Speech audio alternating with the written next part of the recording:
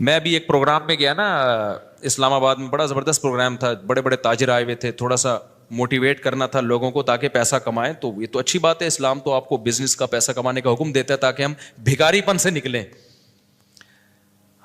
بھکاری پن کو تو پسند نہیں کیا گیا نا, ایک شخص بھیک مانگتا ہے, نبی نے اس کو پسند نہیں کیا, تو پوری قوم پورا کنٹری بھکاری بن کے IMF کے سامنے کشکول لے کے کھڑا ہوا ہو تو ہمارے نبی اس کو پسند کریں گے کہ کوئی مسلمان قوم ہو اور قومی سطح پہ بھکاری بن چکی ہو. تو یہ علماء کی ذمہ داری ہے لوگوں کو پیسہ کمانے کی ترغیب دیں, بزنس کی طرف لے کر آئیں, یہ مذہبی ذمہ داری ہے. تو میرا اس میں کوئی کمیشن نہیں تھا, میں گیا, میں نے تقریر کی, لیکن ایک چیز کا مجھے اندازہ ہوا کہ یار ایک چیز یہاں پیدا ہو رہی ہے, پیسہ کمانے کے ساتھ پیسے کی محبت بھی آ رہی ہے. تو مجھے خیال ہوا میں اپنی اسپیچ میں نا ایک بات کہوں کہ آپ یہاں آئے ہیں, سارے ارب پتی کروڑ پتی تاجر ہیں, سب اپنے اپنے تجربے شیئر کر رہے ہیں کہ میں یہ کرتا تھا, آج میں نے اتنے روپے کما لیے, میں یہ کرتا, تاکہ لوگوں کو موٹیویشن ملے. اچھی بات ہے, بہت اچھا پروگرام تھا. تو مجھے خیال ہوا کہ ایک بات میں کہوں کہ ضرور, لیکن ایک چکر نا ہفتے میں ایک دفعہ قبرستان کا ضرور لگایا کرو تاکہ نیتیں ٹھیک ہو جائیں پیسہ کمانے سے. ایسا نہ ہو یہ پیسہ قارون بنا دے آپ کو. تو ایک دفعہ ایسا کیا کرو, جیسے یہ پروگرام ہو رہا ہے بڑا زبردست, لوگ آ رہے ہیں, ایوارڈ مل رہے ہیں, اور تو یہاں سے نکل کے, لیکن میں نے کہا نہیں, میں نے کہا یہ ان کے مینٹل لیول سے نا اوپر کی چیز, ہر چیز ہر جگہ کہنے کی نہیں ہوتی. یہ کہیں گے مفتی صاحب رنگ میں بھنگ ڈال کے چلے گئے, اچھا بلا ہم دیکھ رہے تھے اتنے کروڑ پتی لوگوں کو سن کے, ہمیں بھی خواب آ رہے تھے کل ہمارے پاس لینڈ کروزر ہوگی, 4 شادیاں ہوں گی, اب پیسہ ہوگا زبردست, یہاں جائیں گے وہاں جائیں گے. یہ مولوی نے آ کے یہاں بھی کیا کر دیا, قبرستان کی باتیں شروع کر دی. تو وہ مناسب نہیں تھا, لیکن دل چاہ رہا تھا کہ میں ان سے کہوں اگلا پروگرام وہ بول دوں گا کہ بہت زبردست پیسہ کمائیں, ایک دفعہ جا کے قبر میں جو آپ سے پہلا کما کے چلے گئے ہیں نا پہلے کما کے, یہ یوٹیوبرز تو یہاں آ رہے ہیں اپنا ایکسپیرینس شیئر کر رہے ہیں, میں ایسا کانٹینٹ بناتا ہوں اور میں ایسے محنت کرتا ہوں. اچھی بات ہے, مجھے بڑی خوشی ہو رہی تھی, تھوڑی سی امیدیں ہوئیں کہ شاید پاکستان اب شاید اچھی سمت میں جانا شروع ہو جائے. تو مجھے ان پہ وہ کوئی نہیں, وہ تو بہت اچھا کر رہے تھے, بلکہ یہ تو ایک ظرف کے بڑے ہونے کی بات ہے کہ آپ بتائیں کہ میں نے پیسہ ایسا کمایا, ورنہ لوگ بتاتے ہیں کہاں ہیں. مجھے ان یوٹیوبرز میں خوشی ہو رہی تھی, وہ بتا رہے تھے ہم نے یہ کانٹینٹ بنایا, ہم نے ایسے چینل بنایا, اتنے پیسے کمائے. تو اچھی بات ہے, شیئر کرو یار تاکہ لوگوں کی غربت ختم ہو, وہ بھی کریں یہ کام. لیکن ساتھ ساتھ ایک بات, یہ پیسہ آپ کو سلیمان علیہ السلام جیسا بھی بنا سکتا ہے, اور قارون اور فرعون جیسا بھی, ابو بکر عثمان جیسا بھی بنا سکتا ہے, اور ابو جہل جیسا بھی بنا سکتا ہے. کیا خیال ہے, یہ سارے پیسے والے لوگ تھے نا. تو آپ پیسہ کما کے سلیمان علیہ السلام جیسے شکر گزار بن جاؤ, عثمان ابن عفان جیسے غنی بن جاؤ, عبد الرحمن بن عوف جیسے بن جاؤ. اس کے لیے ضروری ہے کہ ہفتے میں ایک دفعہ قبرستان کا وزٹ اپنے خرچے پہ کر لیا کریں, اور ایسے ہی نہیں گزرتے ہوئے, وہاں جا کے کھڑے ہو کے قبروں پہ دیکھا کریں کہ میں جتنا بھی بڑا بن جاؤں, میرے یوٹیوب پہ چینل پہ 10 ملین بھی سبسکرائبر آ جائیں, لیٹنا میں نے کہا ہے تھوڑے دنوں میں جا کے بھائی اس قبر کے اندر. لہذا اس پیسے سے میں اس قبر کی تیاری کر لوں تو فائدہ ہے, اور اگر یہ لینڈ کروزر ہی میرا مقصد ہے اور میرا مقصد عیاشی ہی ہے اور شو مارنا ہی ہے, تو بھائی پھر یہ تو قارون نے آپ سے زیادہ کما لیا, ان خزانوں کے ساتھ ہی زمین میں دھسا ہے وہ. سمجھتے ہو کہ نہیں سمجھتے ہو؟ تو تھوڑا سا کبھی کبھار جب بڑے بڑے پروگراموں میں جایا کرو تو تھوڑا سا قبرستان میں, ہمیں تو اللہ نے سہولت دی ہے, بہت خطرناک قبرستان ہے یہ جو ہے نا, کیونکہ گورنمنٹ نے لائٹیں کہیں بھی نہیں لگائیں, تو یہاں تو 2-4 لائٹیں تھیں, چرسیوں نے چوری کر لی. اب اندھیرا ہوتا ہے اس میں, اس سے بڑا فائدہ ہوتا ہے. اور جن بھوت بھی لوگوں کو نظر ہوتے نہیں ہیں جن یہاں پر, لیکن لوگوں کو نظر آ رہے ہوتے ہیں, ڈرے ہوئے جا رہے ہوتے ہیں نا. سرکٹا ایک دن نظر آیا کسی کو, بعد میں پتا چلا وہ کم بخت, وہ نہیں سویٹر نا یہاں تک اس نے کیا ہوا تھا, سر ہی نہیں تھا اس کا, سویٹر یوں کر کے نا قبرستان پہ بیٹھا رہتا تھا, لوگ بھاگ جاتے تھے, بس سرکٹا آیا ہوا یہاں پہ, ٹھیک ہے نا. تو آپ یہ جو ہمیں اللہ نے بڑی سہولت دی ہے, کبھی کبھار ایسا کیا کرو, یہاں چلے جاؤ. رات کے وقت جاؤ گے تو جیسے آپ نے انرجی اپنی خرچ کرنی ہے نا, تو کہتے ہیں ڈاکٹر 1 گھنٹے کی واکنگ سے 15 منٹ کی جاگنگ بہتر ہے. 15 منٹ کی جاگنگ میں اتنی انرجی لگ جائے گی جو 1 گھنٹے کی واکنگ میں نہیں ہوگی. تو دن میں قبرستان 100 دفعہ جانے سے بہتر ہے رات میں 2:30 بجے 1 دفعہ چلے جاؤ. بس رات میں 2:30 بجے 1 دفعہ چلے جاؤ, اور وہاں جا کے بیٹھو, بیٹا آنا کہاں ہے, یہی آنا ہے. اور یہ جو لیٹے ہوئے ہیں نا, یہ سارے غریب نہیں تھے, ٹھیک ہے نا. ان میں بہت سارے کروڑ پتی تھے, ارب پتی تھے, 4 شادیوں والے بھی تھے, 1 والی بھی تھے, اور بچوں والے بھی تھے, بغیر بچوں والے بھی تھے, جوان بھی تھے, بڈھے بھی تھے, 30 سال کے بھی تھے, 15 سال کے بھی تھے, 6 مہینے کے بچے بھی تھے. کیا نظر آ رہے ہوں گے, خبریں جا کے دیکھو. کل ہوس اس طرح سے ترغیب دیتی تھی مجھے. وہ ایک شاعر نے بڑا شعر کہا ہے کہ مجھے ہوس جو ہے نا وہ ترغیب دیتی تھی. ہوس نہیں ہوتی پیسوں کی دولت کی کہ یہ سکندر ہے, ہاں وہ کہ جو ہے نا, مجھے پورا شعر یاد نہیں, 20 سال ہو گئے سنے ہوئے اس کو. اس کا خلاصہ بتا رہا ہوں کہ ہوس مجھے ترغیب دیتی تھی کہ بھائی پیسہ کماؤ, پھر یہ عیاشی اور اتنی عزت اور ایسا کچھ ہوگا اور بڑے مزے ہوں گے نا, اور نائٹ کلب جائیں گے, شرابیں پئیں گے اور یہ کچھ کریں گے. کہہ رہے ہیں ایک دن کیا ہوا, مجھے جو ہے قبرستان سے میرا گزرنا ہوا, تو مجھے جو ہے نا میری ہوس نے جو ہے نا مجھے 2-4 قبریں دکھائیں اور کہا یہ سکندر ہے, یہ دارا ہے, یہ کیکاؤس ہے. یہ سکندر اعظم کی قبر ہے, لاکھوں باندیاں تھیں اس کے پاس. آپ تو 2-4 گرل فرینڈ پہ فخر کر رہے ہو, گرل فرینڈ نہیں لاکھوں باندیاں. گرل فرینڈ آپ کے تابع نہیں ہوتی, باندی تو جیسے آپ بولو گے بھائی جو کام آپ اس کے ذمہ لگاؤ گے وہ بھاگ نہیں سکتی, نوکر ہے آپ کی. تو اتنی بڑی بڑی دنیا انہوں نے روئے زمین پہ حکومتیں کی ہیں. آج قبروں کے اندر یہ دارا ہے, یہ کیکاؤس ہے, یہ سکندر اعظم ہے. بڑے بڑے بادشاہوں کی قبریں آپ کو نظر آئیں گی پڑے ہوئے اندر. اب نئے زمانے میں شعر کو ہم یوں چینج کر دیں گے, یہ 10 ملین والا ہے سبسکرائبر تھے, یہ 20 ملین والا, یہ 50 ملین والا. ایک ایک کلپ بعض ایسے مشہور ہو جاتے ہیں, کھجا بھی رہے ہوں گے نا, بس یہ اپنی کھجانے کی ویڈیو ڈال دیں یوٹیوب پہ, لاکھوں روپے کما لیتے ہیں بیٹھے بیٹھے. وہ بعض ایسے مشہور ہو گئے, کچھ بھی نہیں کرے نا, بس وہ کہے کہ ناڑا باندھتے ہوئے دکھا دیں, ایک میں ناڑا باندھ رہا ہوں, میں ناڑا ایسے ٹائٹ کرتا ہوں, زار بند ایسے ٹائٹ کرتا. اتنے مشہور ہو گئے ہیں وہ, بس لوگ دیکھنا چاہتے ہیں. لوگ پتہ نہیں کیا ہو گیا اب اللہ جانے. وقار زکا نے کل ایک بڑی اچھی ویڈیو وائرل کی ہے یوٹیوبرز کے بارے میں, کہ اب میں وہ یوٹیوبرز کی وہ ویڈیو پہ جو اس نے کمنٹس کیا وہ تو نہیں بتاؤں گا, کیونکہ اس پھر وہ اس کا نام لینا کسی کا ٹھیک نہیں ہے. اس نے کہا یار یہ عجیب ولاگر عجیب ٹائپ کے آ رہے ہیں, کچھ بھی کر لو, کچھ بھی کر لو, ملینز ایک ایک دن میں 1-1 ملین ان کے ویورز ہو جاتے ہیں. تو انہوں نے کہا یہ ان ولاگرز کا قصور نہیں, یہ قوم کا قصور ہے. اس نے بڑی اچھی بات کی, اس نے کہا یہ قوم کدھر کو جا رہی ہے بھائی. واش روم میں بیٹھا ہوا بندہ دکھا رہا ہے, دیکھیں آدھا اوپر والا دکھا رہا ہے. میں کہتا ہوں اگر وہ نیچے والا پورشن دکھا دے نا, یوٹیوب چینل بند کر دے گا, بولے گا بھائی اتنے سبسکرائبر اتنا کراؤڈ ہم برداشت نہیں کر سکتے, ڈی مانیٹائز کر دے گا یار. کہے گا بھائی یہ ہمارے بس میں اب. تو لوگوں کی نیچر دیکھو یار, کچھ بھی جو مشہور ہو جاتے ہیں ایک دفعہ مشہور ہو گئے نا, بس اب کچھ بھی کریں گے. گالی دے رہے ہیں, وہ ویڈیو آ گئی, کھجا رہے ہیں, لوگ دیکھ رہے ہیں کیسے کھجاتے ہیں یہ. تو لوگ عجیب ہیں. بہرحال جو ہو رہا ہے میں تو مارکیٹ میں وہی بتاؤں گا نا آپ کو. تو اب جو سوشل میڈیا سے وابستہ لوگ ہیں جن کے ٹک ٹاک پہ چینل, یوٹیوب پہ چینل, ان کے یہاں کامیابی کیا ہے, 4 ملین ہو گئے, 10 ملین ہو گئے, 50 ملین ہو گئے. وہ کہ تو ایک ویڈیو اتنی محنت سے بناتا ہے, 4 آدمی تجھے ملتے نہیں ہیں, اور میں کھجاتا بھی ہوں نا سر کو, تو اتنے ویورز آ جاتے ہیں. تو کل یہ شعر چینج ہوگا, یہ سکندر ہے, یہ دارا قبروں میں نا, تو کہیں گے یہ 10 ملین والا ہے, یہ 20 ملین والا. یہ ناڑا باندھتے ہوئے ایک دفعہ ویڈیو ڈالی تھی اس نے, اور 20 ملین ایسے ہو گئے تھے. تو یہ سب آئے گا مارکیٹ میں.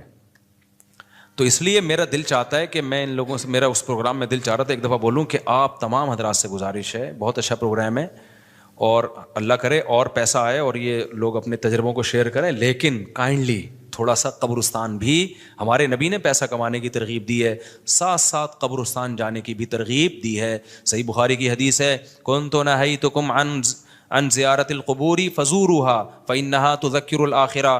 نبی نے فرمایا میں نے تمہیں قبرستان جانے سے منع کیا تھا کیونکہ بدعتیں ہو رہی تھیں, شرک پھیل رہا تھا, لیکن اب توحید قائم ہو گئی ہے, شرک کا خطرہ ختم ہو گیا. فرمایا فزوروها, قبرستان جایا کرو, کیونکہ اس سے آخرت یاد رہتی ہے انسان کو, اپنی اوقات میں رہتا ہے, اپنی اوقات سے باہر نکلنے کی کوشش نہیں کرتا. تو اللہ میاں بھی فرما رہے ہیں تم اس کو بہت دور سمجھ رہے ہو, ہم سمجھ رہے ہیں بہت قریب ہے. اور یہ جتنی رنگینیاں اس کائنات کی نظر آ رہی ہیں نا, یہ سب ٹوٹ پھوٹ کے مٹی ہونے والی ہیں, برابر ہونے والی ہیں. تو یوم تکون السماء کالمہل وتکون الجبال کالعہن. اتنے بڑے بڑے پہاڑ اللہ کہتے ہیں روئی کی گالوں کی طرح اڑیں گے. آپ سبسکرائبر کو لے کے بیٹھے ہوئے ہو, یہ بڑے بڑے پہاڑ جو ہل نہیں سکتے نا, یہ روئی کی گالوں کی طرح اڑ رہے ہوں گے. وتکون الجبال کالعہن ولا یسأل حمیم حمیما. جگری دوست بھی کسی دوست کو نہیں پوچھے گا. تو اگلے ہفتے انشاءاللہ یہاں سے میں آگے سے شروع کروں گا تاکہ یہ صورت ہماری ختم بھی ہو. اللہ تعالی ہمیں موت سے پہلے نا تیاری کی توفیق عطا فرما دے. دنیا کماؤ ضرور بھائی, اتنا فری نہ کراؤ جتنا ہم دنیا کو فری کرا رہے ہیں, اتنا کراؤ جتنا یہاں پر رہنا ہے. اللہ تعالیٰ سمجھنے کی عمل کی توفیق عطا فرمائے. سنتوں کے بعد انشاءاللہ نماز کے بعد نا تھوڑی دیر سوال جواب کا سلسلہ ہوگا, جو بیٹھنا چاہیں بیٹھ سکتے ہیں.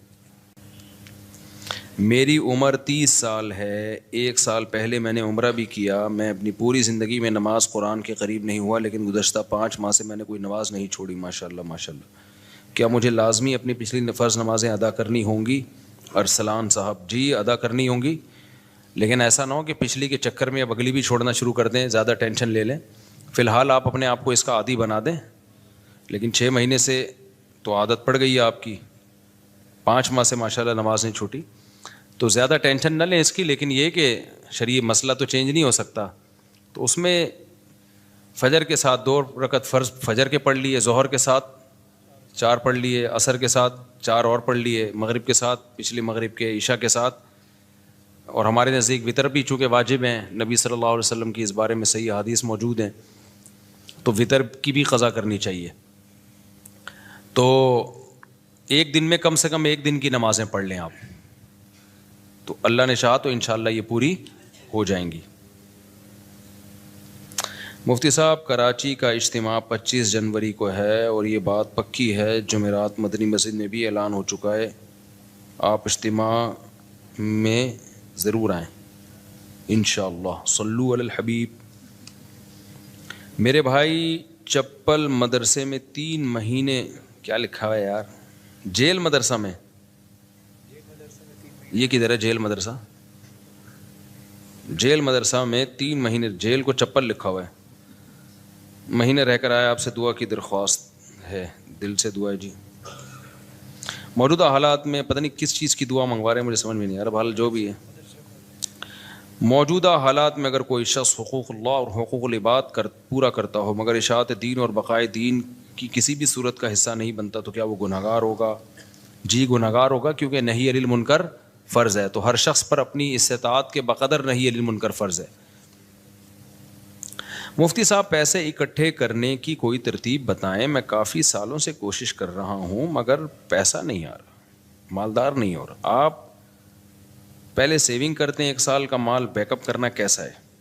پیسہ کمانے کے طریقے ان لوگوں سے پوچھو جو پیسہ کما رہے ہیں, سمجھتے ہو؟ ہم تو نہیں کما رہے, سیدھی سی بات ہے.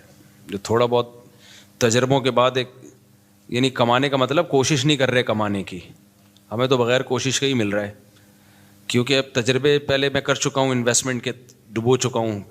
پھر مجھے تعلقات کی بیس پہ ایسے ایماندار تاجر مل گئے کہ ان کے ساتھ جب انویسٹمنٹ کیا تو وہ ایمانداری کی بیس پہ انہوں نے مجھے نفع دینا شروع کیا. تو یہ ہر ایک کو یہ فیسلٹی ملتی نہیں ہے, سمجھتے ہو کہ نہیں سمجھتے؟ تو ایماندار لوگوں کا ملنا بڑا مشکل ہے. اب جب انسان کے تعلقات بہت بڑھتے ہیں تو پھر ایماندار لوگ اس کو لاکھوں میں 2-4 مل جاتے ہیں. اب آپ کو تو لاکھوں ملیں گے نہیں, تو 2-4 کہاں سے ملیں گے اس میں؟ تو یہ جو ہے نا پیسہ کمانے کا, ان لوگوں سے پوچھو جو پیسہ کمانے کے طریقے جانتے ہیں. میری تو زندگی پیسے کو لات مارنے میں گزری ہے, نہیں کمانے میں گزری ہے. لوگ یہ سن کے حیران ہوتے ہیں مولوی صاحب باتیں کیسی کر رہے ہیں, اور یہ کوئی خوشی کی بات نہیں ہے کہ لات مارنے میں گزری. بیوقوفی کی ہے میں نے, لیکن کی ہے. یہ کاروبار میں نے کیا تو جان کر اس کو ٹھپ کرنے کی کوشش کی. یعنی میرے پاس کسٹمر جب آتا تھا نا, 2007-8 کی بات کر رہا ہوں, میرا شہد کا بزنس تھا, گھر میں شہد کا اسٹاک پڑا ہوا ہوتا تھا. یہاں بندہ آ کے کہتا تھا جی 1 کلو آپ بیری کا شہد, یہ کیش اماؤنٹ دے رہا ہوں, آپ لے آئیں جا کے. میں کہتا اوپر کون جائے یار, سیڑھیاں چڑھ کے جانا پڑے گا, لے کر آنا پڑے گا. تو میں کہتا تھا ایسا کریں آپ کل آ جائیں, کائنڈلی آپ کب آ جائیں. وجہ اس کی یہ تھی کہ مجھے یہ تھا کہ ناشتہ میں نے کر لیا, دوپہر کھانا میں نے کھا لیا, رات کا کھانا پڑا ہوا ہے, مدرسے سے اتنی تنخواہ مل رہی ہے کہ میرا راشن پانی 2 گھروں کا ہو جاتا ہے. مہینے کے بعد کچھ نہیں بچتا تو تنخواہ آ جاتی ہے. تو اور اگر جامعہ سے تنخواہ نہیں ملے, بعض دفعہ وہاں بھی حالات ایسے چلتے رہتے ہیں 2-2 مہینے, تو دکان والے سے اتنے تعلقات ہیں وہ کریڈٹ پہ دے دیتا ہے. جب 2 مہینے بعد تنخواہ ملے گی تو 2 مہینے کے اکٹھے پیسے نمٹا دیں گے اس کو. تو ایسے ہمارا حساب کتاب چل رہا تھا. تو مجھے یہ تھا کہ یار میری خواہش کیا ہے, ذاتی گھر پراپرٹی تو میری خواہش نہیں ہے. ایک گھر مسجد نے دیا ہوا ہے, ایک جامعہ تو رشید مجھے اس کا رینٹ دیتا ہے, میں جامعہ میں ٹیچر ہوں. تو گھر کا رینٹ, وہ 2 بیویاں تھیں میری اس وقت, تو ایک کا رینٹ جامعہ دے رہا ہے, گیس بجلی کا بل, اور ایک گھر مجھے مسجد میں امامت ہے, تنخواہ تھوڑی ہے, لیکن مجھے یہ سہولت ہے, انہوں نے گھر دیا ہوا ہے, اور مجھے کیا ضرورت ہے پیسہ. میری جو اپنی کھوپڑی تھی وہ یہ تھی.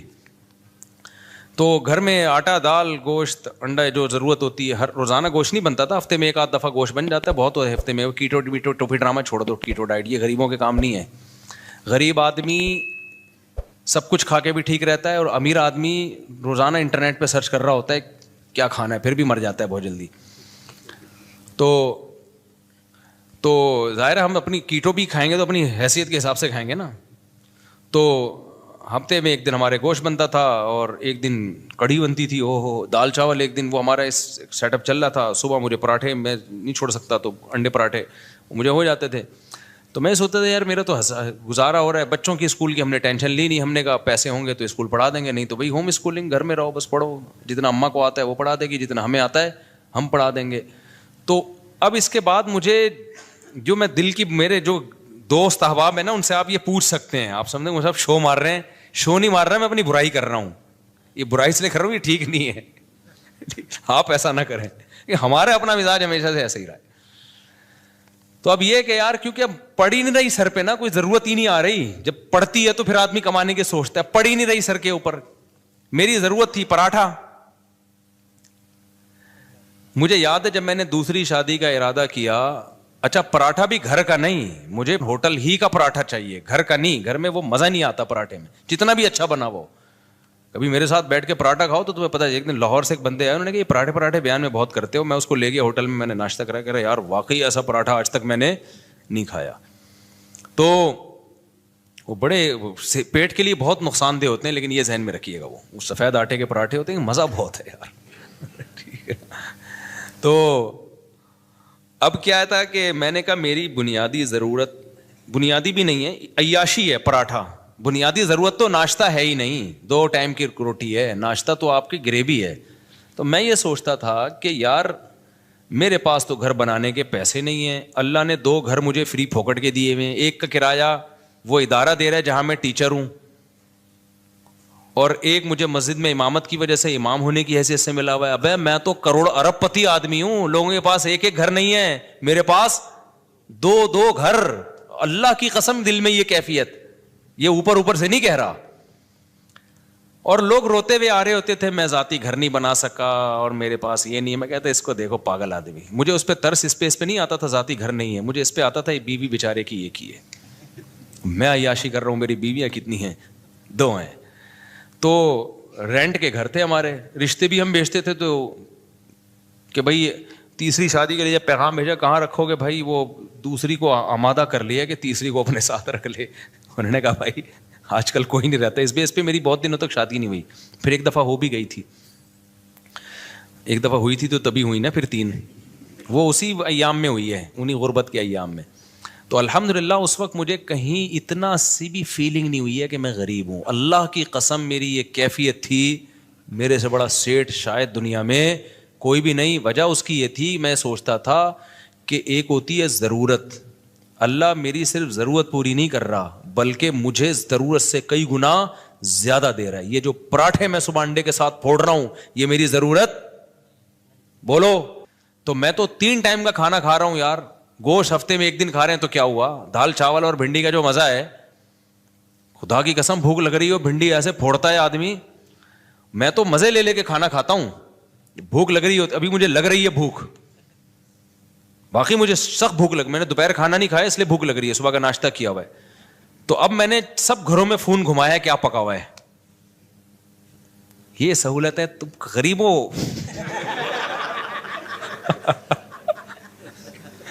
اب میرا تمہیں گالیاں دینے کا دل چاہ رہا ہے. ہم نے فوکس کیا شادیوں کو جو نیچرل ہے, تم فوکس کرتے ہو بحریہ ٹاؤن کو, گاڑیوں کو. یہ نیچرل تھوڑی ہے یار, جو نیچرل لذتیں ہیں وہ تو بیوی اور بچوں میں ہیں. سمجھتے ہو کہ نہیں سمجھتے؟ بیویاں ہونی چاہیے, بچے ہونے چاہیے, وہاں سے محبتیں ملتی ہیں. گاڑی بھی تو تھوڑے دن میں جی بھر جاتا ہے, پھر آدمی کہتے ہیں اس سے اونچی کی گاڑی, پھر اس کے بعد پھر بڑے بڑے لوگ گاڑیاں بیچ دیتے ہیں, اوبر میں جا رہے ہوتے ہیں. وہ یہ کھلونے ہیں تھوڑے دن کے دل بہلانے کے, ان سے دل بھر جاتا ہے. نہ بیویوں سے دل بھرتا ہے نہ بچوں سے دل بھرتا ہے. یہ تو نیچرل ہے نا, پراٹھے سے دل بھرتا ہے. کبھی روٹی سے دل بھرا کسی کا؟ 1 دن کھائی 2 دن کھائی, اب میں نہیں روٹی کھا رہا, پھر بھوک لگے گی پھر روٹی کھانے کا دل. یہ نیچرل ہے. تو ہم شروع سے کوشش کرتے ہیں نیچر پہ رہیں بھائی, نیچر پہ رہیں. تو یہ تو بچکانا باتیں ہیں, گاڑی بنگلہ بحریہ ٹاؤن, پیسہ بہت دے دیا تو بنا لو, نہیں ہے تو یہ کوئی تھوڑی فضول چیزیں یار, دیواروں اینٹوں سے. میں نے تو اپنی زندگی میں ایسے ایسے لوگوں کو دیکھا اربوں روپے لگا کے انہوں نے شیش محل بنایا, اتنا بہترین گھر, خدا کی قسم رہنا نصیب نہیں ہوا. جس دن گھر تیار ہوا ہارٹ اٹیک ہوا, مر گئے. کاش وہ اربوں روپے لگا کے اپنی صحت کا خیال کر لیتے یا کچھ اور کر لیتے. تو وہ بچے بھی پھر وہ فری پھوکٹ کے پیسہ نا بیچ باچ کے کھا رہے ہوتے ہیں, عیاشیوں میں اڑا رہے ہوتے ہیں.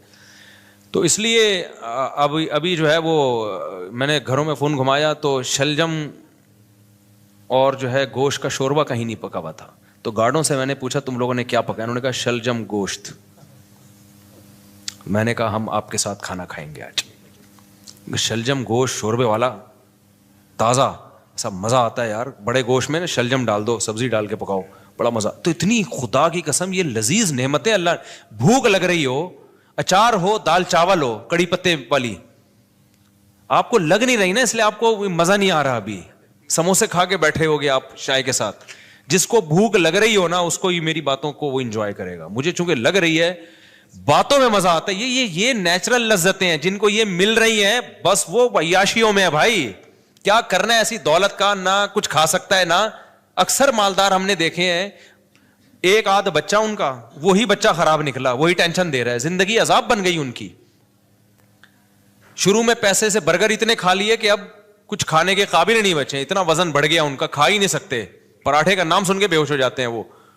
تو سب سے بڑی نعمت صحت ہے, بیوی بچے ہیں, اور سر چھپانے کے لیے جگہ مل جائے, بے شک وہ کرائے ہی کی کیوں نہ ہو. تو میں کہتا یار لوگوں کے پاس ایک جگہ, میرے پاس کتنی ہے, حالانکہ میرا ان میں سے ایک بھی نہیں. مسجد والے جب امامت سے نکالے تو گھر بھی گیا, کیا خیال ہے. تو اور ایک کا کرایہ جامع رشید دے رہا تھا, وہ بھی کرایہ دے رہا تھا, تو انہوں نے کہا لے لو, اور وہ بھی ایک مخصوص کرایہ تھا. تو مجھے لگا کہ یار میرے لیے اتنا بہت ہے. 2 کمروں کا گھر لیا ہوا تھا میں نے. ایک دفعہ ایک صاحب آئے ہمارے گھر, دیکھے 2 کمروں کا گھر ہے, انہوں نے کہا یار مفتی صاحب ممبر پہ باتیں اتنی بڑی بڑی, یہ گھر ہے ٹوٹل. میں نے کہا جتنی بڑی باتیں اس سے بڑا اللہ نے گھر دیا ہے ہمیں الحمدللہ. 2 کمرے, میری ضرورت اس سے پوری ہو رہی ہے. اس وقت میرے 16 بچے تھوڑی تھے, 2 بچے تھے, تو 2 کمرے بہت ہیں, اس کے بہت ہیں 2 کمرے, رہ لیتے ہیں. ایک واش روم ہے, کچن ہے, تھوڑے بہت. بس ایک چیز کی مجھے ٹینشن تھی, دھوپ نہیں ہے اس میں, ہوا بھی تھی, دھوپ نہیں ہے. تو وہ ایک ٹینشن تھی. تو میں کہتا تھا یار اللہ نے ساری عیاشیاں دی ہوئی ہیں, تو ایک تھوڑی سی اگر ٹینشن دے دی تو کیا ہے, دھوپ کا انتظام نہیں ہے. کیونکہ سن لائٹ میرے لیے, میں نہیں بغیر دھوپ کے بغیر گزارا ہوتا. تو پھر وہ یہ بڑی ایک ٹینشن ہوتی ہے انسان کو. خیر, تو میں جب دوسری کی سوچ رہا تھا نا, تو میں ناشتے نہیں مجھ سے چھوٹ رہے تھے ہوٹل کے جو خاص قسم کا پراٹھا. تو مجھے یاد ہے میں نے اپنے دوست کے ساتھ پلاننگ کی, یار میں اب دوسری شادی کر رہا ہوں, میرا خرچہ بڑھے گا, مجھے یہ ہوٹل کا پراٹھا چھوڑنا پڑے گا. آپ اندازہ لگا رہے ہو غربت کا. لیکن میں غریب نہ اس وقت سمجھتا تھا نہ اب, اور حقیقت ہے ہم کہاں خسے غریب ہیں بھائی. تو میں نے کہا یار یہ مجھے قربانی دینی پڑے گی, کیونکہ اب میرے خرچے ڈبل ہو جائیں گے. تو مجھے اب یہاں سے کیا کرنا ہے, یہ عیاشی جو ہے نا, عیاشی پٹھان ہوٹل کے جا کے پراٹھے پھوڑ, یہ عیاشی مجھے چھوڑنی پڑے گی.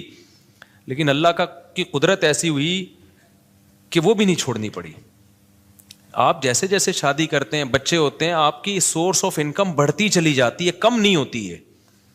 تو کم ہوتی نہیں ہے کسی قیمت پہ. اب میری سورس آف انکم پھر کہاں سے, کیا آسمان سے پیسے برسنا شروع ہوئے. میرے ساتھ ایسے ایسے معاملات ہوئے ہیں کہ میں تو بتا رہا ہوں نا, کاروبار شروع کیا تو یہ بزنس ہو رہا تھا میرا. میں بیٹھا ہوا ہوں, جی شہد چاہیے, ابے اوپر کون جائے گا شہد لینے, کیوں, میری ضرورتیں پوری ہو رہی ہیں, مجھے لگ رہا ہے یہ بزنس کیا ہے, غریبی ہے. اگلے دن آ رہے ہیں انکل بھائی اب تو لے آؤ, پھر اگلے دن گیا میں شہد لایا, چلو یار لے لو بھائی. اس طرح سے ہمارا شہد بک رہا ہے, اس سے جو پروفٹ ہو رہا ہے وہ بھی اتنا ہونا شروع ہو گیا. لیکن اتنا نہیں ہوا کہ کسی کے بزنس میں جو باقاعدہ. تو مجھے پھر اب تو چونکہ میرے مالی حالات اور اچھے ہو گئے الحمدللہ, تو پھر مجھے لگا کہ یار اچھا, پھر میں نے نکاح جب رجسٹریشن, میں نکاح فری میں پڑھاتا تھا, پیسے نہیں لیتا تھا. مجھے عجیب سا لگتا تھا نکاح پڑھا رہے آدمی پیسے لے رہا ہے اس کے.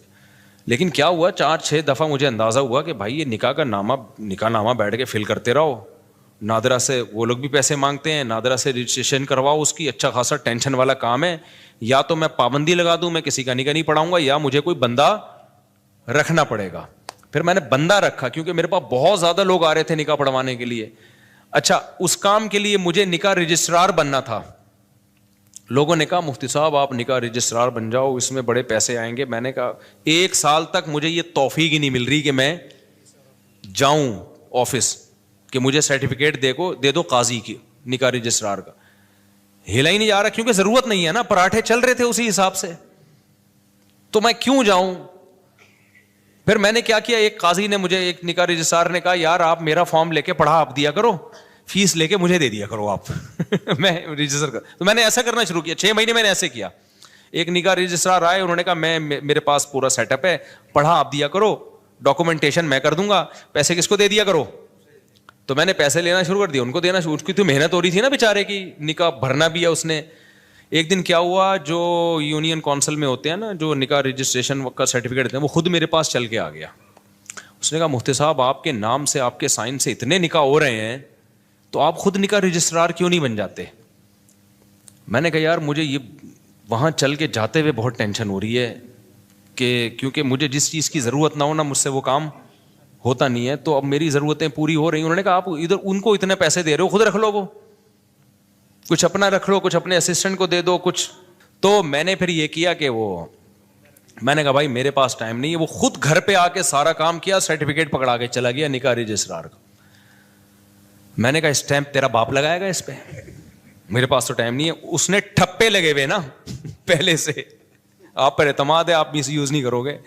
پھر میں نے ایک اسسٹنٹ رکھا, میں نے کہا نکاح کہ ساری ڈاکومنٹیشن تیرے ذمہ ہے, تو میں فیس لے رہا ہوں ان کو دینے کے لیے, پھر ظاہر ہے مجھے بھی بچتی ہے. تو اب اتنا بھی استغنا ٹھیک نہیں ہے نا, اتنا بھی شو مارنا ٹھیک نہیں ہے, کہ جب کچھ ہو ہی نہیں رہا تو پھر جو رزق آ رہا ہے تو آنے دو. پھر ہم نے اس کی ایک فیس رکھ دی, ہم نے کہا ٹھیک ہے بھائی اتنا تیرا, اتنا ٹائم تو لگ رہا ہے نا. تو یہاں جا کے پھر وہ اتنے نکاح آنے شروع ہو گئے کہ انڈے پراٹھوں سے ہم تھوڑا آگے ہو. ہم نے کہا فری پھوکڑ کا آ رہا ہے بھائی. اچھا خیر, پھر بھی اتنی فیس نہیں ہے جتنی لوگ لے رہے ہیں. میں اپنے نام کی فیس لینا چاہوں نا, جو اللہ نے ٹوٹی پھوٹی ہم جیسے نالائقوں کو شہرت دے دی, تو اس اسٹیج پہ پہنچنے کے بعد قاضی کی فیس 1.5 لاکھ 2 لاکھ ہوتی ہے. ہماری فیس اس سال 10,000 ہوئی ہے, سمجھ رہے ہو. اور اس میں بھی لوگوں کو کہا ہوا ہے کہ کوئی بھی ایک دفعہ کہہ دے کہ میرے پاس نہیں ہے, تو دوبارہ اس سے پوچھنے کی ضرورت نہیں ہے. یہ نہیں اس کے کہ تو آئی فون لے کے کیسے گھوم رہا ہے جب تو کم بخت 10,000 نہیں دے سکتا, یہ تیرے پاس یہ موبائل کہاں سے, یہ نہیں. اس کو میں نے اسسٹنٹ کو بتایا جو ایک دفعہ کہہ دینا کہ نہیں دے سکتا, دوبارہ پوچھنے کی ضرورت بولو نہیں ہے, فری میں پڑھائیں گے.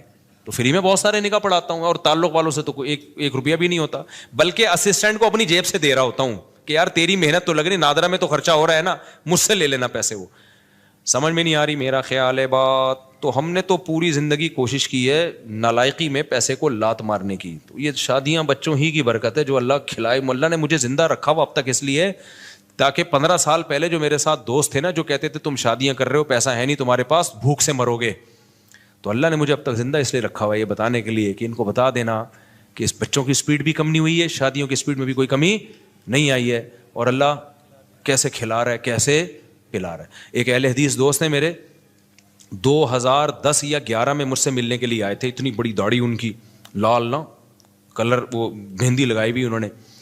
میری 4 شادیوں والی کتاب پڑھی انہوں نے. ابھی میرا کل ان سے فون پہ, پرسوں ان سے فون پہ بات ہوئی ہے, اس لیے میں یہ واقعہ سنا رہا ہوں.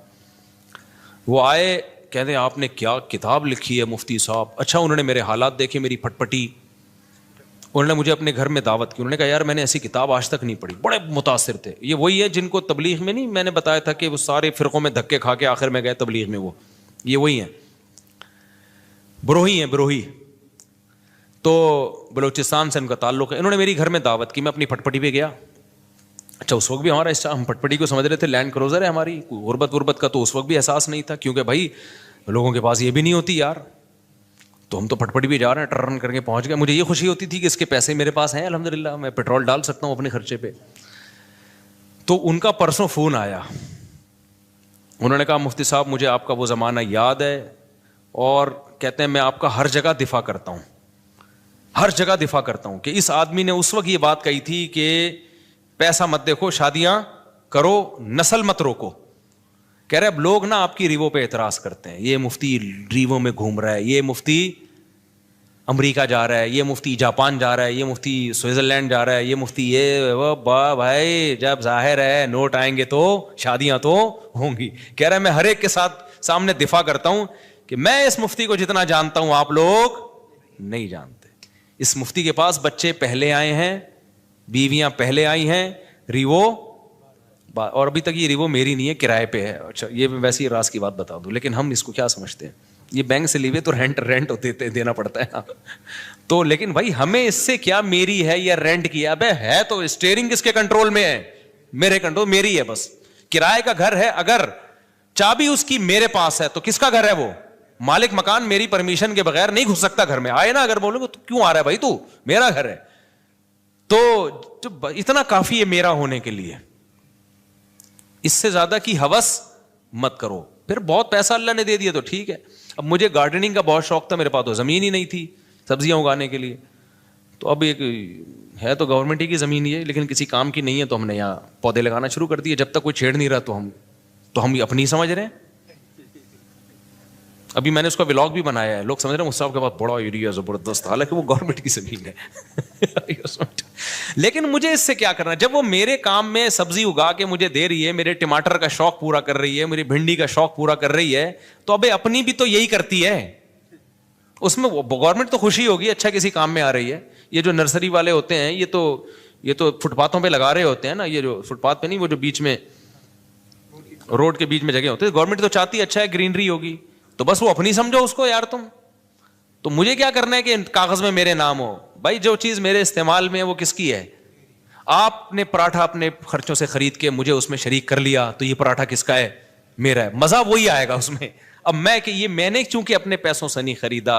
ابے تو بے وقوف آدمی ہے, تو کسی اور کے پیسوں سے اگر تو تجھے پراٹھا کھلا رہا ہے, اور تیرا دوست ہے, کوئی بھیکاری بن کے نہیں کھلا رہا, کوئی ایسا نہیں, کوئی بعد میں تجھے تانے دے رہا ہو, تو تمہیں تو نوالا پیٹ میں جا رہا ہے نا, تمہاری تو بنیادی ضرورتیں پوری ہو رہی ہیں. اب تمہارے خرچے پہ ہو, کسی اور کے خرچے پہ ہو, تمہیں آم کھانے سے مطلب ہے, تمہیں پیڑ گننے سے مطلب نہیں ہونا چاہیے. تو میرے رب کے مجھ پر احسانات ہیں, جب میں پیدا ہوا تو مجھے ماں بھی ملی محبت والی, باپ بھی ملا محبت والا, بہن بھائی کی نعمت ملی, ابا اماں کھلاتے رہے, اس وقت میرے خرچے پہ نہیں ابا کے خرچے پہ ہم کھاتے رہے, ہمیں کھانے سے مطلب تھا.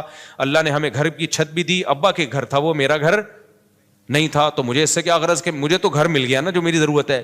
پھر جب ہماری شادی ہوئی, دوسری جب ہوئی, تو دھکے مار کے گھر سے نکالنے کی کوشش سے پہلے ہی ہم نکل گئے. الحمدللہ ہمیں پتا تھا نکال دیا جائے گا, لیکن ہم پہلے ہی نکل گئے.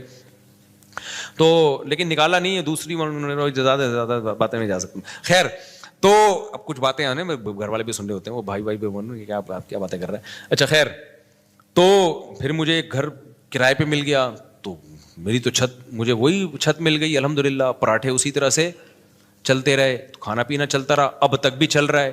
تو میں نے اس لیے کاروبار کو بدتمیزی کے ساتھ کاروبار کیا کہ ضرورت ہی نہیں پڑ رہی یار. کوئی مصیبت پڑے نا, بھوک لگ رہی ہے, مر رہے ہیں, تو پھر آدمی اخلاص سے کرتا ہے. تو ہماری مہینے کے اینڈ کے بعد نہیں, مجھے اگلے مہینے کی پہلی تاریخ کو میرے ساتھ کیا ہوگا یہ مجھے نہیں پتا ہوتا تھا. تو اب ایسے آدمی کے پاس اگر پیسہ آئے تو اس کا تو دماغ خراب ہو جائے گا کہ نہیں ہو جائے گا, جو اس زمانے کو بادشاہت والا زمانہ سمجھ رہا ہو.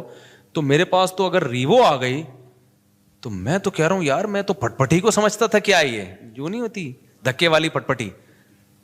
پھر ہمارے پاس جب پیسہ آیا تو ہم نے پھر وہ GTO 110 بھی خریدی. ایسا نہیں ہے کہ وہ پٹ پٹ بھی گھومتے رہے. تو جب یہ تو پھر تو اس لیے ہم لوگوں کے مسائل غربت نہیں ہے, ناشکری ہے. آپ نے ایک فرض کیا ہوا ہے کہ میں نے اس لیول تک جانا ہے. میں نے ابے کیوں فرض کر کے بیٹھا ہوا ہے, تو محنت ضرور کر, اللہ دے ٹھیک ہے, نہیں دے تو جو ہے اس پہ سمجھو کہ بہت دیا اللہ نے ہمیں. اور اس سے انسان کی صحت اچھی ہوتی ہے, خوش رہتا ہے تو اور اچھی ہو جاتی ہے صحت, ہر چیز کو انجوائے کرتا ہے. اور جو آدمی بیچارہ دولت کی ٹینشن لے کے بیٹھا, وہ کمبخت دولت بھی اس کے کام کی نہیں ہوتی, اس کو ہر وقت ٹینشنیں کھائی جا رہی ہوتی ہیں. تو خوش رہنا سیکھو بھائی. خوش وہی رہے گا جو کہے گا میرے پاس میری حیثیت سے زیادہ اللہ نے مجھے دیا ہے. جو یہ جس کے دماغ میں کانسیپٹ آ گیا نا, تو وہ خوش رہے گا.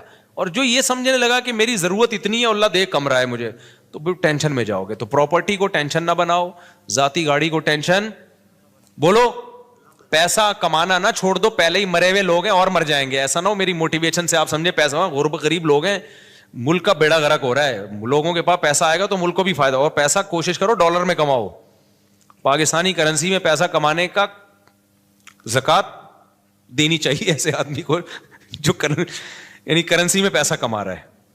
تو پیسہ کماؤ ڈالر میں. ہم تو لوگوں کو ترغیب دیتے ہیں باہر سے پیسہ لے کر آؤ. تبھی میں لوگوں کو کہتا ہوں یوٹیوب چینل بناؤ, ولاگنگ کرو, کچھ بھی کرو. ابھی تو میرا ایونٹ تو اسلام آباد میں یہی تو ترغیب دینے کے لیے تھا کہ یہ جو یوٹیوب ہے نا بہترین, یہ جو یوٹیوب کی ارننگ کے جو حرام ہونے کے لوگ کہتے ہیں نا حرام ہے, اس کو تو میں کئی دفعہ دلائل دے چکا ہوں. لوگ کہتے ہیں احتیاط والے پہلو پر عمل کریں اگر حلال حرام میں بہتر. بھائی احتیاط والے پہلو پر اگر آپ عمل کر رہے ہو تو دوسری احتیاط چھوٹ رہی ہے. اب یہ جو یوٹیوب ہے, سوشل میڈیا ہے, یہ ریمیڈنس لانے کا ایک بہت بڑا ذریعہ ہے. اگر آپ اسی کو حرام قرار دے دیا, ایک تو خالص حرام ہے, وہ تو کبھی بھی حلال نہیں ہو سکتا, لیکن اگر گنجائش کا پہلو نکل رہا ہے تو لوگوں کو دینا چاہیے. اس لیے کہ ریمیڈنس جتنا زیادہ ملک میں ابھی آئے گا وہ یوٹیوب فیس بک کے ذریعے آئے گا. جتنا اس کے ذریعے آ رہا ہے کسی اور ذریعے سے نہیں آ رہا. اس سے آپ کا ملک تھوڑا سا تو اسٹیبل ہوگا نا, آپ کا کنٹری. اس پہ لوگ ہمیں کہتے ہیں اصل میں اپنے چینل ہے نا اس لیے یوٹیوب کی ارننگ حلال ہے. جب ہمارا چینل نہیں تھا تب ہم نے یوٹیوب کی ارننگ کو حلال ہونے کا فتویٰ دیا تھا 2014 میں. اس وقت تو ہمیں پتہ ہی نہیں تھا یوٹیوب چینل ہوتا کیا ہے. پتہ تو اب بھی نہیں ہے کیونکہ ابھی بھی ہمارا چینل کسی اور نے بنایا ہے, لیکن اس وقت تو پتہ ہی نہیں تھا کہ اس میں کوئی سورس آف انکم بھی ہے, یہ کچھ بھی نہیں پتا تھا اس بارے میں. تو اس وقت ہم نے جائز ہونے کا فتویٰ اسی وجہ سے دیا تھا کہ بھائی اس میں دونوں پہلو نکل رہے ہیں, لیکن جائز ہونے والے پہلو کو ترجیح دی جائے گی. کیونکہ اصل جو یوٹیوب سے آپ کو ارننگ ملتی ہے وہ پروڈکٹ کو پروموٹ کرنے کی ملتی ہے. اس میں جو لڑکیاں آ رہی ہیں وہ ایک اضافی چیز ہے, پیسے اس کے نہیں مل رہے. جیسے موبائل کی دکان پہ آپ لڑکی کو بٹھا دو تو بٹھانا غلط کام ہے. آپ نے اگر خود بٹھایا ہو, کسی اور نے بٹھایا تو وہ آپ کو گنا بھی نہیں ملے گا اس کا. تو یوٹیوب ہمارے مشورے سے تھوڑی لا رہا ہوتا ہے وہ اشتہار میں لڑکیوں کو. تو آپ نے اگر موبائل کی دکان پہ لڑکی بٹھا دی ہے تو لڑکی بٹھانا غلط عمل ہے, لیکن اس سے آپ کی ارننگ تھوڑی حرام ہو جائے گی کیونکہ لڑکی دیکھنے کے پیسے تھوڑی لوگ دے رہے ہیں نا. آپ کو نہیں آ رہی سمجھ میں میرا خیال ہے. اب دیکھو آج کل لوگ کیا بڑی غیر اخلاقی حرکت کر رہے ہیں کہ ان کی دکان چل نہیں رہی ہوتی تو کسی حسینہ کو لا کے بٹھا دیتے ہیں موبائل شاپ پہ. آپ کو پتا ہے قوم ٹھرکی ہے, شادیاں وادیاں تو کرتی نہیں ہے, تو کہیں سے بھی ان کو اسمیل آ جائے نا کسی لڑکی کی تو وہاں پہنچ جاتے ہیں. وہاں بیٹھے داڑھی مونچھوں والا عجیب سا بغلیں بال بڑے ہوئے اس کے وہ بیٹھا ہوا ہے وہاں پہ, اور ایک میں کوئی حسینہ بیٹھی ہوئی ہے موبائل بیچ رہی ہے. تو کراؤڈ کدھر, ٹھرکیوں کا کراؤڈ کدھر جاتا ہے؟ کہتے ہیں چلو موبائل ملا نہ ملا, اس بہانے کسی انٹی سے بات کا موقع مل جائے گا, تو وہاں چلے جاتے ہیں. موبائل بھی اس بہانے بک جاتا ہے. تو یہ غیر اخلاقی حرکت ہے نا. لیکن کوئی مفتی یہ نہیں کہے گا کہ وہ جو موبائل فروخت ہوا ہے اس کی ارننگ حرام ہو گئی ہے, اس لیے کہ ارننگ اس لڑکی سے بات چیت یا بد نظری کی نہیں ہے. اس کو جو پیسے مل رہے ہیں وہ اس موبائل کے عوض میں پیسے مل رہے ہیں. تو یہ عمل غلط ہے کہ آپ لوگوں کو غلط طریقے سے کھینچ کے لا رہے ہو, لیکن اس سے ارننگ حرام نہیں ہوگی. اور یہ بھی عمل جب غلط ہے جب آپ نے کیا ہو. تو یوٹیوب پہ جو مونیٹائزیشن کے بعد آپ کو پیسے ملتے ہیں وہ کمپنیوں کی پروڈکٹ کو پروموٹ کرنے کے پیسے ملتے ہیں. وہ پروموٹ کرنے کے لیے لڑکیوں کو بھی بیچ میں گھسیڑ دیتے ہیں وہ. تو یہ غلط کر رہے ہیں, لیکن یہ آپ غلط نہیں کر رہے. یہ کون غلط کر رہا ہے؟ یہ گوگل غلط کر رہا ہے. تو گوگل ہمارے پاس ہوتا تو ہم نہیں کرنے دیتے اس کو. تو یہ آپ کے اختیار میں تھوڑی ہے. اس کی مثال ہے آپ نے کرائے پہ کسی کو دکان دے دی موبائل بیچنے کے لیے. آپ نے کہا بھائی مجھے اتنا رینٹ چاہیے, اس نے لڑکی لے جا کے بٹھا دی. لوگ کہیں گے آپ کی دکان میں لڑکیاں بیٹھی ہوئی ہیں, آپ کہیں گے بھائی یہ میرے اختیار میں نہیں ہے, یہ میں نے کسی کو رینٹ پہ دی ہوئی ہے, اور میں نے شراب کی دکان نہیں کھولی, اس پہ شراب بیچنے کی اجازت نہیں ہے. اب وہ بیٹھا ہے, یہ اس کو سمجھاؤ, تبلیغ میں سیروزہ لگواؤ اس کا, تاکہ وہ یہ کام نہ کرے. تو یہاں بھی ایسا ہی ہو رہا ہے. اس لیے مفتی کا کام ہوتا ہے, جو مفتیان کرام ہوتے ہیں ہر پہلو سے فتویٰ دو. ہمارے پاس 2013-14 میں یہ یوٹیوب کی مونیٹائزیشن کے سوالات آئے تھے. اس وقت علماء کا پینل بیٹھا تھا پوری ڈیٹیل کے. اس وقت ہمارا کوئی چینل نہیں تھا, نہ ہمارا ارادہ تھا, اور 2-3 سال کے بعد بھی لوگوں نے بتایا کہ چینل آپ مونیٹائز کر لیں. میں نے کہا چھوڑو یار, ہمیں کیا پیسہ کمانا ہے یوٹیوب, وہی ہمارے تو پراٹھے پورے ہو رہے ہیں. تو پھر بھی نہیں کیا ہم نے مونیٹائز. لوگ کما رہے تھے, ہم نے کمانے دیا ان کو. اس کے بعد پھر یہ جو ایڈمن ہے ہمارے یو ایس اے میں احمد طالب, انہوں نے 18 میں چینل بنایا, انہوں نے خود یہ مونیٹائزیشن کی ہے. مجھے تو مونیٹائزیشن کا لفظ ہی کئی دنوں کے بعد جا کے یاد ہوا تھا کہ یہ کیا ہوتا ہے. پھر پیسہ بھی انہی کے پاس جاتا ہے. انہوں نے کہا ہم نے وہ لوگ رکھنے, امپلائیز رکھنے چینل کو گرو کرنے کے لیے. تو اگر پھر بھی میں نے بھی بنایا ہو تو اس میں یہ الزام کہ چونکہ اپنے چینل مونیٹائز ہوئے ہوئے اس چکر میں انہوں نے مفتیوں نے حلال ہونے کا فتویٰ دیا, تو یہ بدگمانی ہے. یعنی مولویوں کو کسی حال میں جو, اگر ہم حرام ہونے کا فتویٰ دیتے ہیں نا تو پتہ ہے لوگ کیا کہتے ہیں, اب یہ ان کو تو کیا, ان کے تو چارج, ان کے تو نکاح پڑھا کے پیسے آ رہے ہیں نا, ان کے تو ہدیے نذرانے مل رہے ہیں, قوم جائے بھاڑ میں, ان کو بس حلال حرام کی. تو وہ لوگ یہ باتیں کرتے. حلال ہونے کا فتویٰ دیا, اصل میں اپنے چینل کھل گئے ہیں نا ان لوگوں کے, اس لیے یہ کر رہے ہیں. تو وہی ہے ملامتی فرقہ ہے مولوی تو کسی حال میں. اور کچھ مولوی ایسے ہوتے بھی ہیں, 2 نمبر بھی ہوتے ہیں, لیکن ہمارے ہاں جو فتویٰ دیا گیا ہے وہ اس کسی لالچ کی بیس پہ نہیں دیا گیا. اور میں اور مزید آپ کو ایک احتیاط، ہم نے فتویٰ دیا اس کی مونیٹائزیشن کے جواز کا، لیکن جب ہمارے ایڈمن احمد بھائی نے میرے چینل کو مونیٹائز کیا ہے نا، تو میں نے کہا اس میں دوسرے علماء سے بھی فتویٰ لوں گا، اپنے بارے میں اور احتیاط کروں گا. ہم نے دوسروں کو تو جواز کا فتویٰ دیا ہے، لیکن اپنے بارے میں اپنی فتوے پر عمل کروں نہ. تو جو ایکسپرٹ مفتیان کرام ہیں، جو مجھ سے بھی زیادہ ایکسپرٹ ہیں، آدھا ایک گھنٹہ میں نے بیٹھ کے ان سے پھر اس پہ ڈسکشن کی ہے کہ بھائی اور بھی جتنے پہلوؤں کے لحاظ سے اس پہ غور کیا جا سکتا ہے. تو یہ بات کہاں سے چلی تھی؟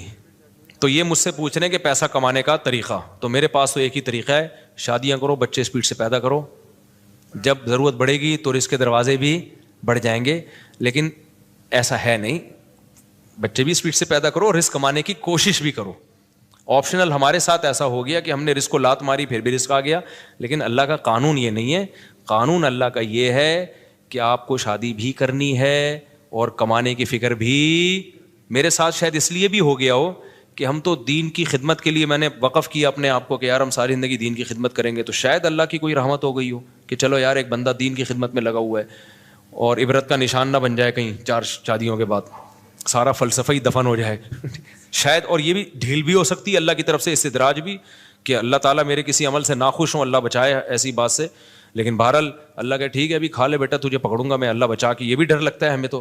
تو یہ بہت سارے ہو سکتے ہیں، لیکن جو شریعت کا اصول، قاعدہ اور ضابطہ ہے کہ جیسے نماز پڑھنا فرض ہے، رزق حلال کمانا اور اس کی کوشش کرنا بھی اسی طریقے سے فرض ہے. تبھی میں ان دنوں میں بھی تعریف کے طور پر یہ باتیں نہیں کرتا تھا، میں کہتا یار یہ میں نالائق ہوں، مجھے کرنا چاہیے. جب میرے بچوں کی اسپیڈ اسی اسپیڈ سے پیدا ہو رہے ہیں تو مجھے ان کے فیوچر کی فکر کرنی چاہیے، کچھ کاروبار کرنا چاہیے، کچھ جو ہے نا کمانے کی فکر کرنی چاہیے.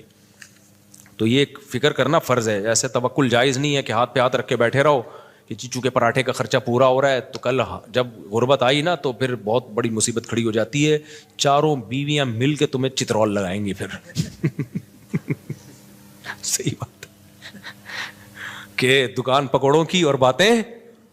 تو ایک بھی شادی کر رہا ہے اور ایک بھی شادی غربت میں بڑے مسائل کھڑے ہو جاتے ہیں. ایک غربت اللہ کی طرف سے ہوتی ہے، بھائی آپ نے کوشش کی پھر بھی نہیں ہو رہا، تو اس میں تو انسان صبر کرے. ایک اپنی حماقت سے ہوتی ہے، وہ خطرناک ہے، وہ خراب ہے. آج کل جو زیادہ تر غریب ہے نا، ہم وہ اپنی حماقتوں سے ہیں. باقی یہ جو بھائی نے پوچھا ہے پیسے کمانے کا طریقہ، تو بھائی ماہر لوگوں سے پوچھیں. آپ یہ دیکھیں آپ کے اندر کیا قابلیت ہے. ایک اہم بات، ابھی جو اسلام آباد میں گئے نا، ایک بڑے بڑے یوٹیوبرز آئے ہوئے تھے. ایک یوٹیوبر نے بڑی پیاری بات کی، ادھر ملیر کینٹ کے تھے وہ.